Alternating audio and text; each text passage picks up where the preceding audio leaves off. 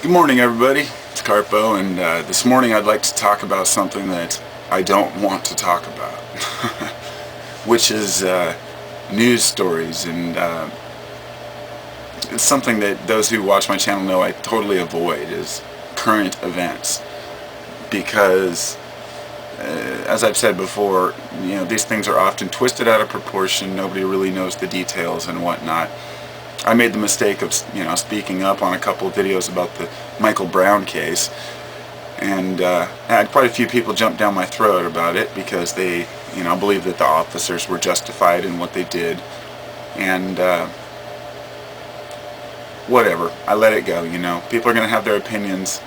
I don't agree with the officers' method. I also don't agree with the protesting that takes place where people are destroying their own towns and their own cities out of protest, because that's not the answer, but it's the best people have, at least as far as they think. But this morning I got up and I looked, I made the mistake of looking on CNN.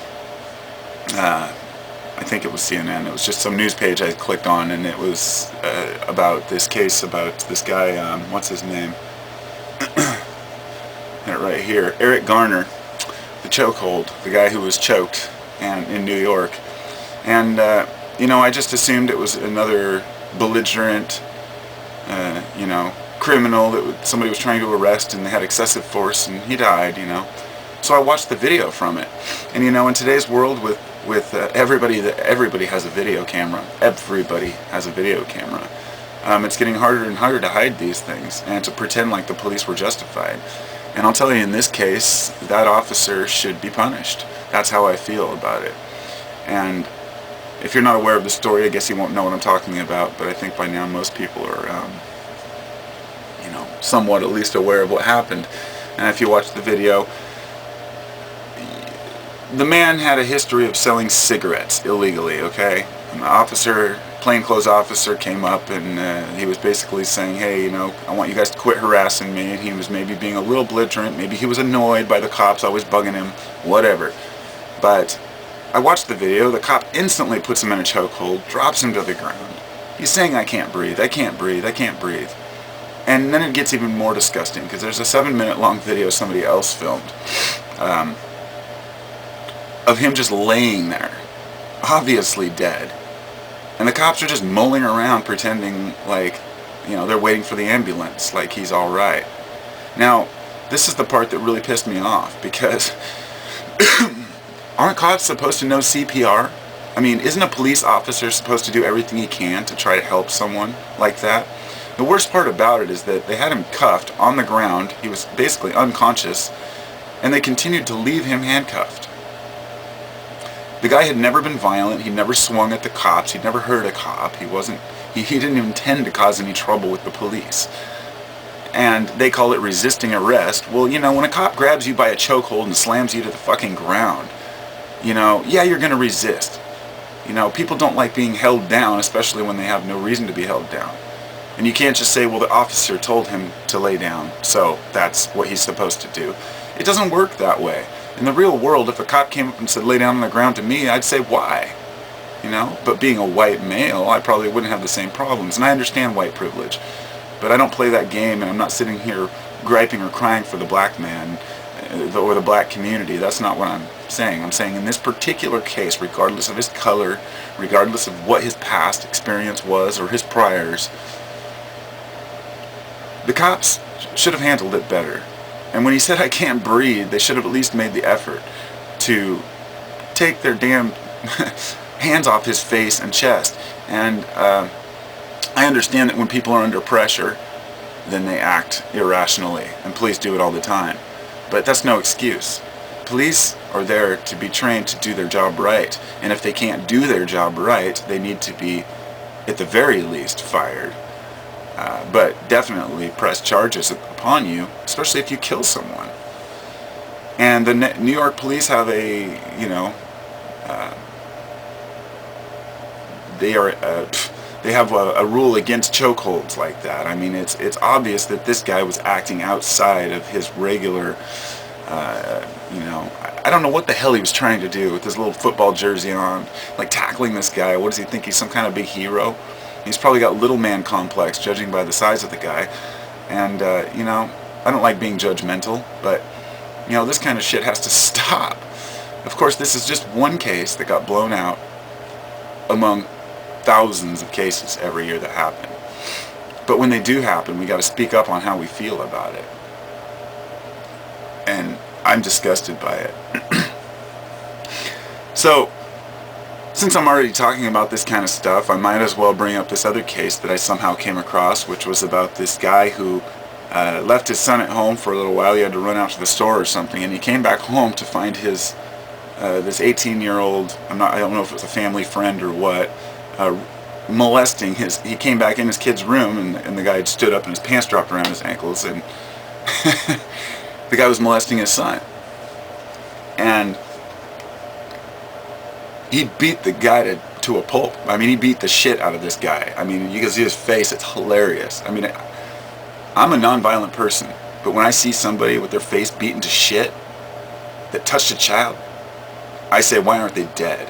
And I hate to say that, you know, because yeah, I'm the peace-loving guy, and I think there's tolerance, you know, and people can get along with just about everything. Child molesters?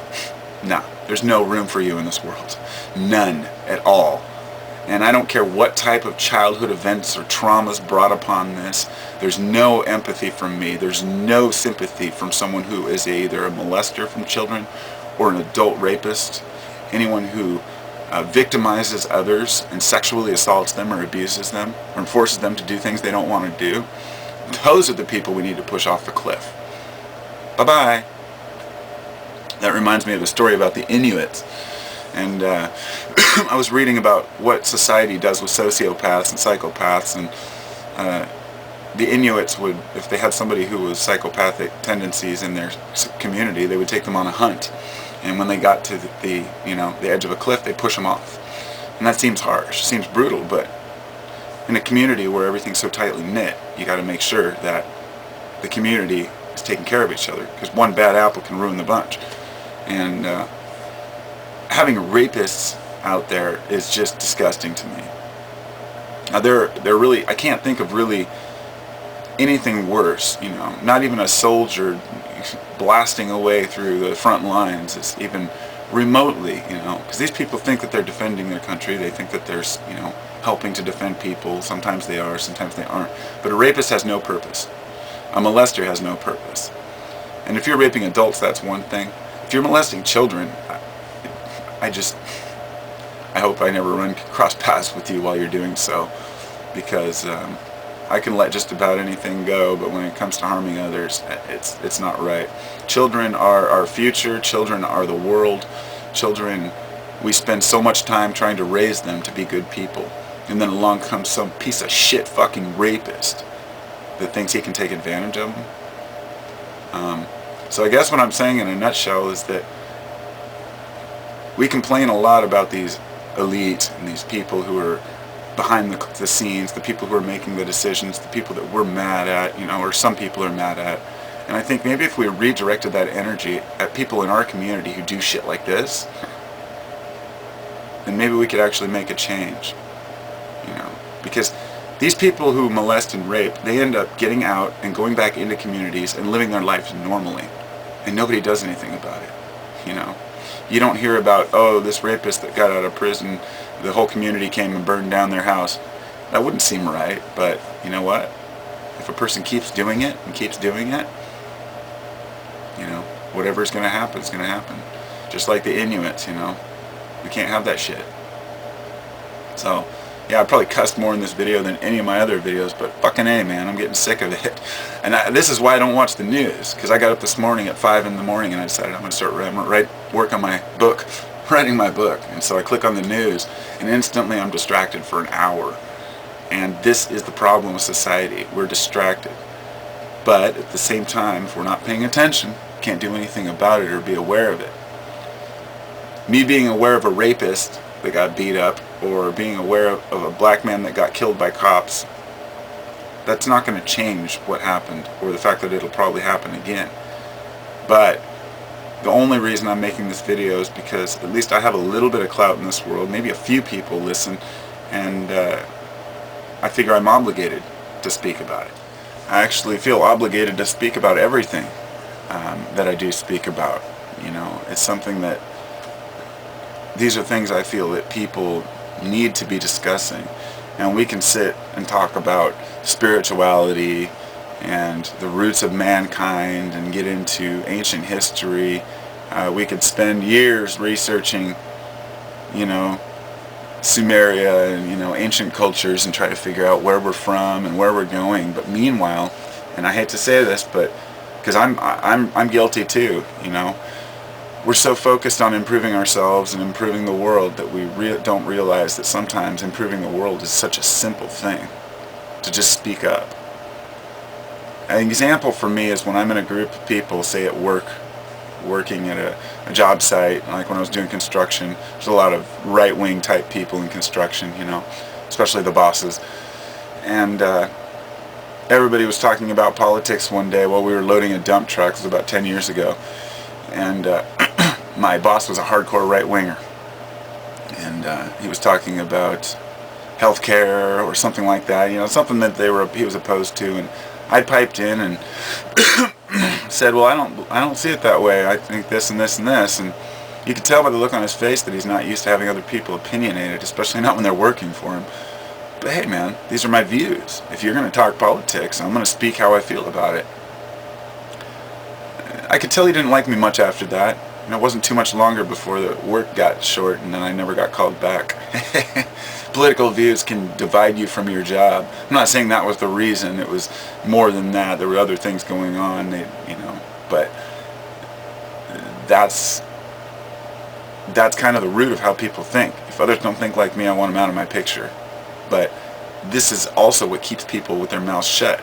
People say, don't make waves, is a famous saying. Well, what is making waves? Making waves is making your opinion known. But it can also mean, of course, just causing problems to cause problems. But usually making waves is when 5 people say, oh no, this is exactly how it should be, and another guy goes, no. You know? And they've found, I've seen group experiments, and you know, you can look these up, they're amazing, where they put people into situations. Well, one time they took a group of college students and made one half of them, a few of them prison guards and the rest of them inmates.